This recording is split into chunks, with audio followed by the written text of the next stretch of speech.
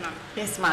What's your reaction to the MNLF's offer to provide security for you if in case your current security will be pulled out? Yes, nagpapasalamat ako, ma'am, sa Moro National Liberation Front, MNLF, sa kanilang offer na tulungan ako sa security.